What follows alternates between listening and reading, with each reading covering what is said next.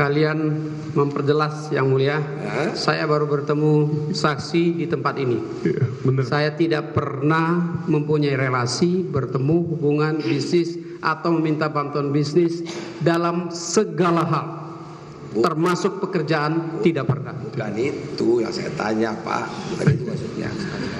Saudara sama-sama menteri kan biasanya sidang kabinet dengan presiden. Kan biasanya ada rehat-rehatnya sambil makan atau apa. Kan sama-sama menteri kan ngobrol-ngobrol gitu maksudnya, Pak. Kebetulan pada saat saksi diangkat sebagai menteri, ya tidak pernah ada rapat kabinet yang beliau hadir bersama-sama dengan saya hadir. Oh. Jadi kami memang tidak pernah bertemu. Iya, ada acara-acara apa, umpamanya kenegaraan lah.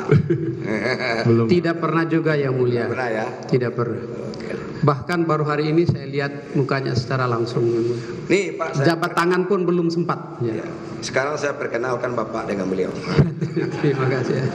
Jadi saya menegaskan Yang Mulia, tidak pernah ada interaksi langsung maupun tidak langsung dalam pekerjaan saya sebagai menteri maupun dalam kaitan dengan pekerjaan yang berhubungan dengan kementerian. Oke. Terima kasih Yang Begitu Mulia. ya, Pak. Siap, Betul Yang Mulia. Oke.